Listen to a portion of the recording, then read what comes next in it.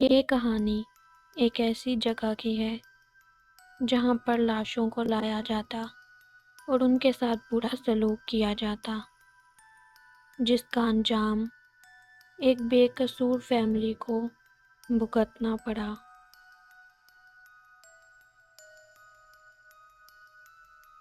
کہانی شروع ہوتی ہے 1986 سے۔ سنڈیکر فیملی، ایلن، کیرن اور ان کے 4 بچے ایک نئے گھر کی تلاش میں تھے، کیونکہ ان کا بڑا بیٹا فلپ کینسر سے لڑ رہا تھا اور انہیں ہاسپٹل کے قریب رہنا تھا تاکہ انہیں آنے جانے میں کوئی پریشانی نہ ہو۔ انہیں کونیکٹیکٹ میں ایک بہت بڑا اور پرانا گھر بہت سستی قیمت پر مل گیا۔ گھر اتنا برا نہیں تھا، لیکن جیسے ہی وہ شفٹ ہوئے، انہیں احساس ہوا کہ انہوں نے کوئی بڑی غلطی کر دی ہے۔ شفٹ ہونے کے اگلے ہی دن ایلن بیسمنٹ میں کچھ صاف صفائی کر رہا تھا کہ اس نے ایک عجیب دیوار دیکھی جس میں ایک دروازہ تھا۔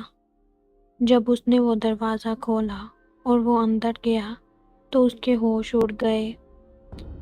بیسمنٹ کے اس پرانے کمرے میں مردوں کو نہلانے والا ٹیبل، پرانی کافن کے ہینڈلز اور پرانی لاشوں کی تصویریں ملی۔ جب انہوں نے اس بارے میں پوچھ تاچھ کی تو ان کو پتہ چلا کہ یہ جگہ 1920s میں یہ گھر ایک فیونرل ہوم ہوا کرتا تھا، جہاں پر لاشوں کو لایا جاتا تھا۔ جہاں آج یہ لوگ سو رہے ہیں، وہاں کبھی لاشوں کا پوسٹ مارٹم ہوتا تھا۔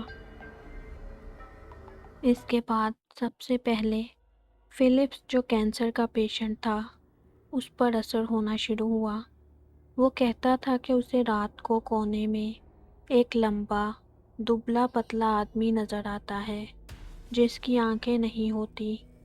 گھر والوں کو لگا کہ یہ دوائیوں کا اثر ہے اور انہوں نے اس پر دھیان نہیں دیا، لیکن جلد ہی سب کے ساتھ عجیب واقعات شروع ہونے لگے۔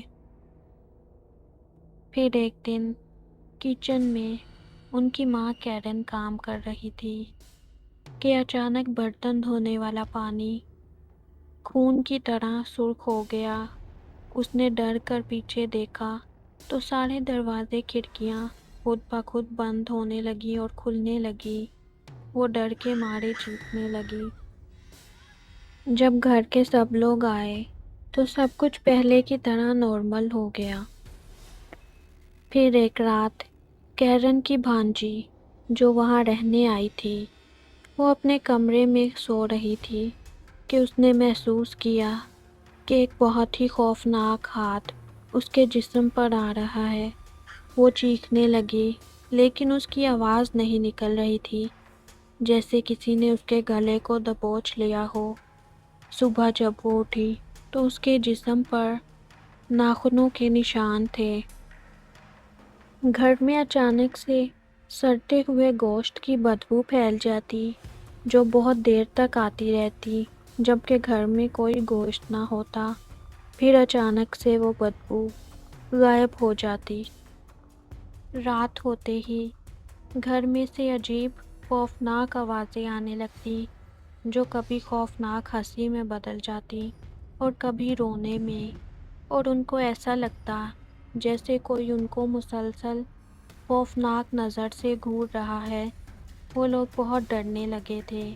گھر کے بچوں کو خوفناک خواب آنے لگے، جس کی وجہ سے وہ سو نہیں پاتے تھے۔ پھر سب سے خوفناک رات آئی جب پوری فیملی نے محسوس کیا کہ گھر کی دیواروں کے پیچھے سے عجیب و غریب خوفناک آوازیں آ رہی ہیں، اور ایسا لگ رہا ہے جیسے کوئی ناخنوں سے کھروچ رہا ہو۔ وہ آوازیں اتنی خوفناک تھیں کہ سارے گھر والے خوف کی وجہ سے کانپنے لگے۔ فلپ کی طبیعت بگڑتی گئی اور وہ عجیب حرکتیں کرنے لگا، جیسے کوئی اس کے جسم پر قبضہ کر رہا ہو۔ اس نے اپنی ماں پر حملہ تک کر دیا گھر والوں نے اسے روکنے کی بہت کوشش کی اور بہت مشکل سے وہ رات گزری۔ پھر اگلے دن انہوں نے مدد لینے کا فیصلہ کیا اور مشہور انویسٹیگیٹرز ایڈ اور لورین ویرن کو بلایا۔ جب وہ وہاں آئے تو انہوں نے گھر کا جائزہ لیا اور انہوں نے کچھ ایسا بتایا جو روح کو ہلا دینے والا تھا۔ انہوں نے بتایا کہ اس فیونرل ہوم کے پرانے ورکرز لاشوں کے ساتھ بہت برا سلوک کرتے تھے۔ وہ ان کے ساتھ ایسی حرکتیں کرتے تھے جن کو سن کر انسان کی روح کانپ اٹھے، جس کی وجہ سے اس جگہ پر ڈارک انرجی پیدا ہو گئی ہے۔ اس جگہ پر صرف روحیں ہی نہیں بھٹکتی بلکہ اس جگہ شیاطین بھی پیدا ہو چکے ہیں جو اس فیملی کو ختم کر دینا چاہتے تھے۔ پھر ایڈ اور لورین ویرن نے اس گھر میں ایکسورسزم، روحوں کو بھگانے کا عمل کروایا۔ کہا جاتا ہے کہ اس دن پورا گھر لرز اٹھا تھا، کھڑکیاں، دروازے اور گھر کا سامان ٹوٹنے لگا اور بہت ہی خوفناک چیخیں اور آوازیں سنائی دینے لگی جو کہ انسانی نہیں تھی۔ وہ لوگ ان سب سے بہت ڈر گئے تھے۔